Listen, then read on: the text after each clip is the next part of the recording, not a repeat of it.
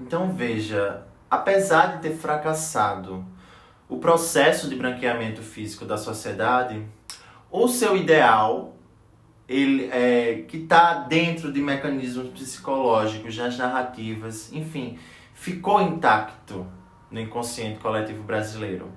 E ronda sempre a cabeça as narrativas, as produções subjetivas, aqui que passam por uma busca da identidade que é baseada em muitos dados como mestiçagem, identidade branca, dentro de uma significação de superioridade. E as relações raciais no Brasil, elas se direcionam sobre os efeitos, possibilidades e consequências do que ser negro representa na coletividade, né? Porque, veja, quando a gente pensa dentro dessa arena de disputas, as relações raciais, elas mobilizam muito pouco pessoas brancas, porque incomoda justamente a posição de privilégio dessas pessoas. Então é assim que o corpo branco, ele não é alvo direto da polícia, por exemplo. E é muito importante quando se coloca na cena do traficante branco em Aquários, porque é pontuado explicitamente, é comentado como as relações mostram um Brasil de desigualdades sociais, né, de privilégios do corpo branco, de uso e venda ilegal de drogas, né, como é posto a questão, como essa questão de classe e raça, ela se estrutura, né, a partir desse traficante que consegue fugir de um modo mais fácil dessas estruturas judiciais. E aí, assim, o racismo ele vai se manifestar na inércia das barreiras que foram sedimentadas ao longo da formação da sociedade. Ou seja, uma desigualdade racial que tem a característica econômica de manter a distância social e o padrão correspondente de isolamento sociocultural, que vai estar sendo conservado em um bloco simples de uma perpetuação indefinida de estruturas parciais arcaicas. É importante ter, porque é uma reatualização do regime escravagista. E aí tem nessa cristalização posições sociais que invisibilizam a denotação de um traficante branco de olhos azuis, pressupondo a existência natural do negro como traficante. Então a questão da raça dominante vem de uma longa tradição das dores e dos momentos explícitos de segregação racista que, se não estão impressos de forma nítida nas nossas esferas institucionais, que têm uma dissimulação jurídica como um argumento, né, trabalhando dentro de um argumento de discursos racistas meritocráticos, o que acontece é uma pulverização nas microlutas de poder, ou seja, entrevista de emprego, relações patrão-empregada, doméstica, relações classe média, negros. E na sociedade há milhares e milhares de relações de poder e, consequentemente, relações de força, de pequenos enfrentamentos, microlutas, de algum modo. Porque, veja, se é verdade que essas pequenas,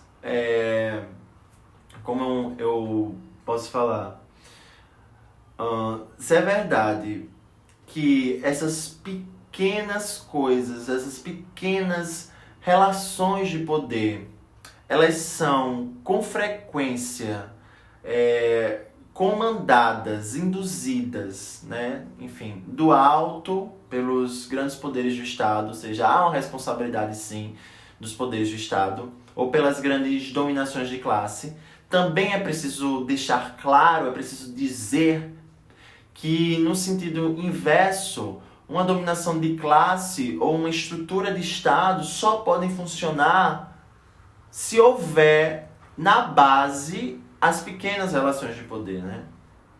Ou seja, o que seria o poder do Estado, aquele que impõe, por exemplo, o serviço militar, se não tivesse em torno de cada indivíduo todo um feixe de relações de poder que o liga a seus pais, enfim, a seu patrão, seu professor, esses objetos de controle e disciplinização, né, para a gente trazer a ideia de Foucault aqui. Porque as relações de poder, elas estão dentro dessa perspectiva e se colocam em Aquários nessa análise. Elas se colocam porque nestes momentos acontece esse tecimento, né? Ou seja, esses discursos que a presença desses discursos que foram construídos a partir de um complexo modo de naturalização, ou seja, sentidos que são colocados, porque o cinema é isso, o cinema é uma forma de desestabilizar, de estranhar o cotidiano, né? Como, enfim, a arte é.